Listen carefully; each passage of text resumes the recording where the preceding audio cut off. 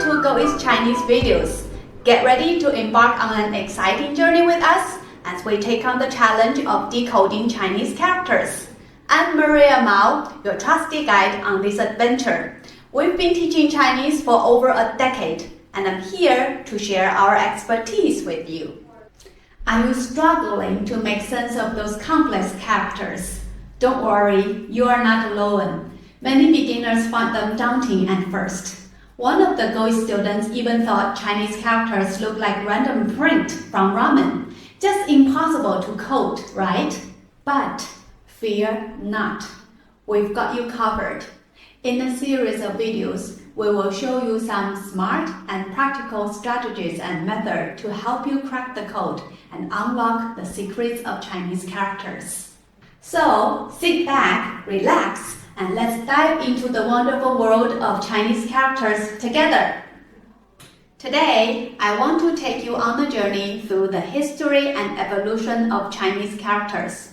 To make things even better, I have a surprise bonus waiting for you at the very end of the video. So make sure you watch until the very end. Chinese characters date back over 3,000 years and have undergone changes over time. The earliest Chinese characters were simple pictographs that were used to represent objects in nature, such as the person, sun, and moon. These pictographs were later adapted to represent abstract concepts, such as emotions, ideas, and actions. Let's get to see some examples.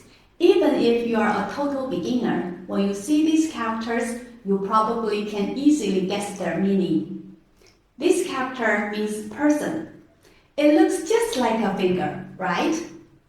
And this one? Yes, the sun. It mimics the shape of the sun. What about this one?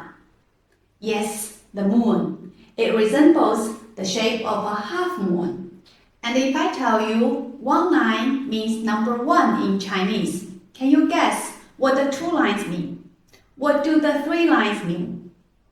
对, number 2 and 3. But as the language developed, creating new characters using only images became difficult. That is why there are 280 characters among the most frequently used 3,500 ones were created in these ways. So, the Chinese people found new ways to combine existing characters to create new ones, like building with Legos. This led to the creation of 2 new categories of characters: associative compounds, which combine 2 characters to create a new meaning, and phonetic compounds, which use 1 character to indicate sound and another to indicate meaning. Now, let's look at some examples of these different types of characters. The character for bright is made up of the character for sun and moon. The character sharp is made up of the character for small and big. How smart, right? The character for elder sister is made up of the character for female and the character for sound. The same for the younger sister. But what's the key to comprehending Chinese characters? How can you not see them as random prints from ramen anymore? The key lies in understanding the 2-dimensional space of Chinese characters. By understanding the spatial relationships between the various components within a character, we can transform what seemed like a random collection of components into a meaningful symbol that can be deciphered and understood. One way to understand the spatial relationships is by examining the space structures of Chinese characters. These structures include the placement and orientation of components in relation to each other, such as left and right, up and down, and left, middle, and right.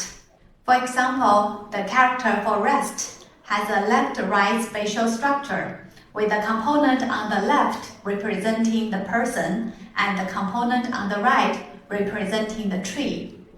The character for early has an up-down spatial structure, with the component on top representing the sun rays and the component on the bottom representing the ground. These spatial relationships can provide valuable clues about the meaning of a Chinese character, as well as its historical context and cultural significance. By understanding these relationships, we can begin to see how the components work together to create a cohesive symbol. If you'd like to dive deeper into these space structures and learn more about Chinese characters, I have a surprise for you. Please don't hesitate to leave us a message on the GoEast website. We would be delighted to send you a worksheet with a full summary of these structures. In our next video, we will explain why it's important to avoid learning characters in isolation and why reading is the most efficient way to help you improve your Chinese. So stay tuned for that. These structures are just one aspect of the basics we teach in our beginner Chinese character course.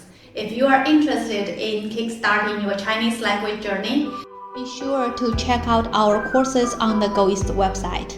And if you have any questions, don't hesitate to book a video call with our language consultant for personalized advice and a tailored learning plan. No commitment is required. Lastly, if you are facing any specific challenges or have questions about learning Chinese, please leave us a comment. We may even create a video just for you. I'm Maria, your teacher for today. Don't forget to subscribe and like this video. Thank you all for watching and see you next time.